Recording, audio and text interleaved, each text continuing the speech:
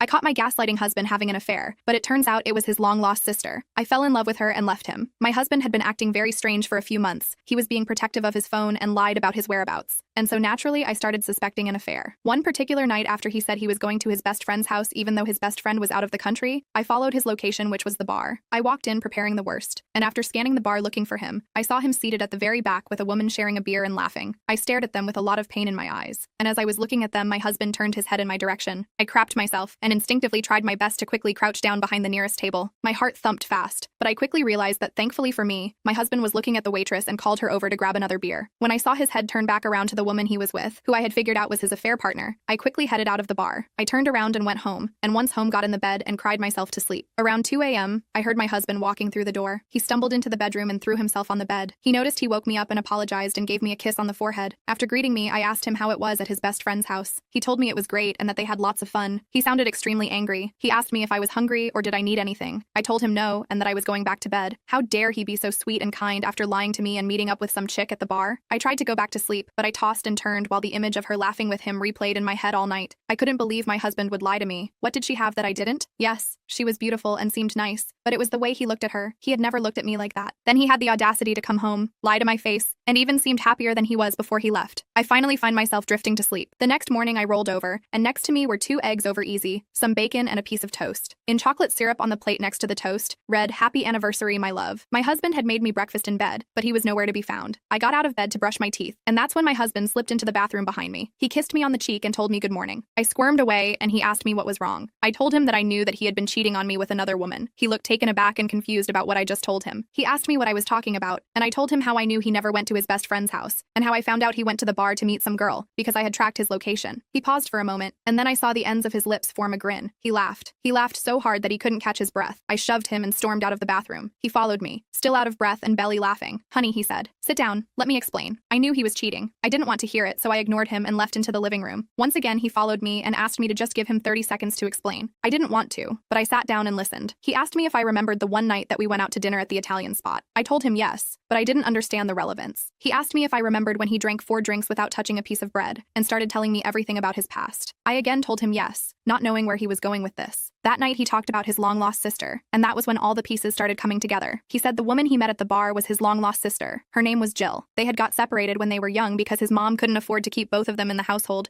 so she kept my husband and gave Jill to her sister, who lived halfway across the country.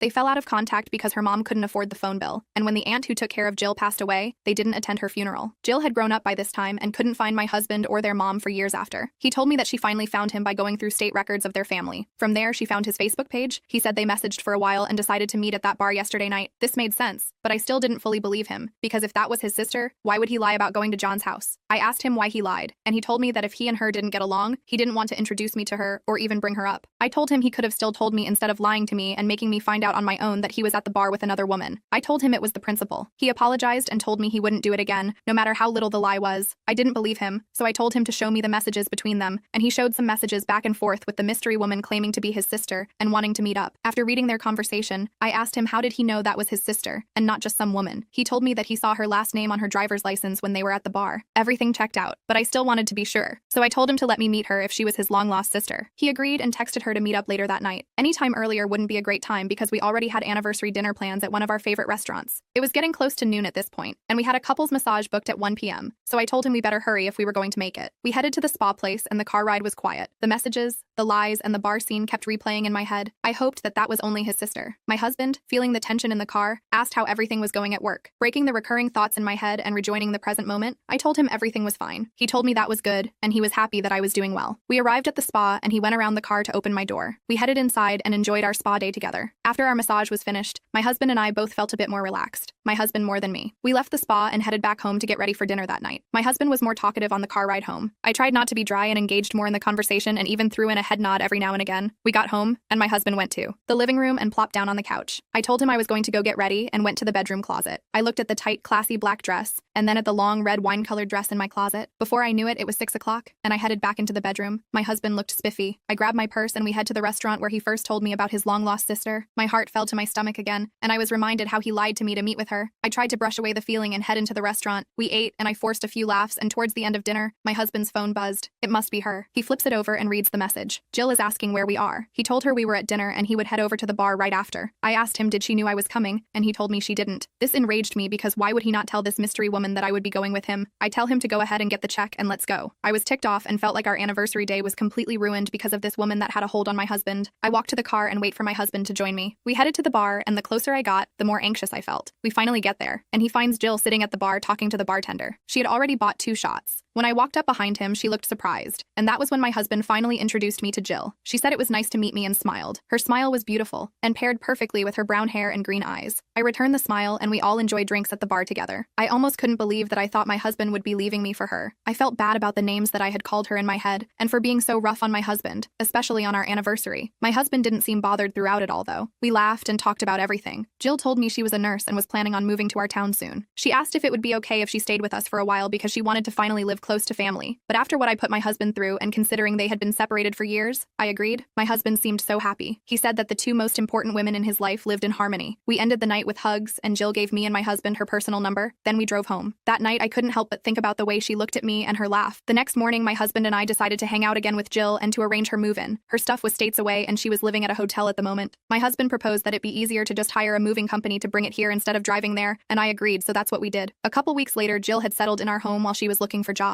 During this time, me and Jill were bound by the hip. We would go shopping together, try out new restaurants, and get our nails done. We had become close in such a short amount of time. She was easily becoming my best friend. After a month of living with us, my husband asked Jill one night at dinner how she liked her stay and if there was anything she needed. She looked over at me and told him that she had everything she needed right here. She smiled. He said great, and to let him know if she needed anything else. As the months went by, I was spending less time with my husband and more time with Jill. I loved the sound of her laugh, and being around her made me so happy. I was cleaning the house more, cooking more, and overall had a better attitude. One night, as I was lying in bed with my husband, I sat in the dark room thinking about Jill. I thought about how she made me feel and how she was as a person. I then began to entertain the thought of possibly living our lives together. It was just a vision at first, until every night before bed, I would imagine these scenarios. After a while, I had to speak to her about it. I had to know if she felt the same way. After a long day of shopping together again, we went to a nearby restaurant. As we sat down and waited for our order, I asked her if she liked me. She laughed and said of course she liked me. Then I asked her again if she liked me beyond just our friendship, and that's when she looked me in the eyes, brought my chin forward and kissed me. She asked if that answers your question. I didn't know what to do, but during the kiss, the imaginary scenarios all flashed back into my mind all over again. I had never told my husband that I was bi, and I felt kinda bad having feelings for his sister, so we both decided to keep it under wraps. A few months later, we were doing everything as a couple. When my husband would leave the house for work, me and Jill would get it on. In the bedroom, in the kitchen, even in the attic if you let us. Then we would cuddle and watch movies together. Our love had bloomed so beautifully over time. I was so happy having Jill there, and she seemed beyond happy to be with me. One day in the middle of having our intimate time, we chose the living room this time. We heard the front door open. We both turned around, confused and alarmed. It was my husband. What was he doing home so early? He looked at us and dropped his briefcase. He asked us what was going on, and we had no words to give him. He asked how we could do this to him and began to cry. I tried to console him, but he pushed me off of him. He said he had a hard day at work and decided to come home early, and couldn't believe this was what he was greeted with. His sister wraps a sheet around herself and tries to go talk to him. They go into the guest bedroom, and I hear a lot of yelling about how she could betray him like that, how he wished she never moved in, and how she should have just stayed in the past where she belonged. I decided to walk in and told him not to speak to Jill like that. His sadness turned to rage quickly, as the anger was directed towards me now. He said that I was an ungrateful wife, and that I was wrong in having an affair, and the affair partner was his sister made him sick to his stomach. He told me that I knew how important we were in his life, and I chose to throw it all away, but I was in love. The following day, he served me divorce papers, and I showed them to Jill. I laughed and said that she was finally getting what she wanted. She laughed and agreed. When I saw my husband during the divorce hearing, he looked like a mess. His hair was greasy and unkempt. He had dark circles around his eyes from what I assumed was a lack of sleep. The glow and cheerful my husband I once knew was dead. I felt bad for a while, but Jill kept me together. A few months after the divorce, Jill and I lived together. We got her a great nursing job and enjoyed our relationship just as we did before, without the need to sneak around.